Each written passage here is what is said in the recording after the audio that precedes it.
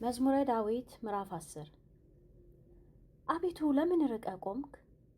በመከራም ጊዜ ለምን ትሰወራለህ? በኃጢአተኛ ትዕቢት ድሃ ይናደዳል፣ ባሰቡት ተንኮላቸው ተጠመዱ። ኃጢአተኛ በነፍሱ ፈቃድ ይወደሳልና አመፀኛም ይባርካል።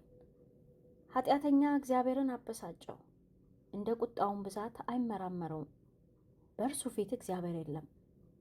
መንገዱ ሁሉ የረከሰ ነው፣ ፍርድህም በፊቱ የፈረሰ ነው። ጠላቶችንም ሁሉ ይገዛቸዋል። በልቡ ይላል፣ ለልጅ ልጅ አልታወክም፣ ክፉም አያገኘኝም። አፉ መርገምንና ሽንገላን ተንኮልን የተሞላ ነው። ከምላሱ በታች ጉዳትና መከራ ነው። በመንደሮቹ መሸመቂያ ይቀመጣል። ንጹሐንም በስውር ይገድል ዘንድ ዓይኖቹም ወደ ድሃ ይመለከታሉ። እንደ አንበሳ በችፍግ ዱር በስውር ይሸምቃል። ድሃውን ለመንጠቅ ያደባል። ድሃውን ይነጥቀዋል፣ ባሽክላውም ይስበዋል።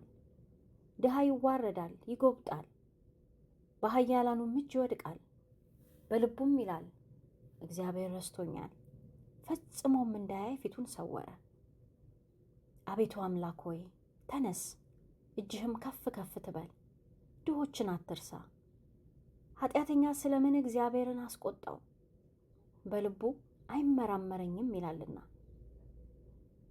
አየኸው፣ አንተ ክፋትንና ቁጣን ትመለከታለህና። በእጅህ ፍዳውን ለመስጠት ድሃ ራሱን ላንተ ይተዋል። ለድሃ አደግም ረዳቱ አንተ ነህ። የኃጢአተኛንና የክፉን ክንድ ስበር፣ የኃጢአቱንም ብድራት ክፈል፣ ሌላ እስከማይገኝ ድረስ። እግዚአብሔር ለዘላለም ይነግሣል፣ አሕዛብም ከምድሩ ይጠፋሉ። እግዚአብሔር የድሆችን ምኞት ሰማ፣ ጆሮም የልባቸውን ሐሳብ አደመጠች። ፍርዱ ለድሃ አደግና ለችግረኛ ይደረግ ዘንድ ሰዎች በምድር ላይ አፋቸውን ከፍ ከፍ ማድረግ እንዳይደግሙ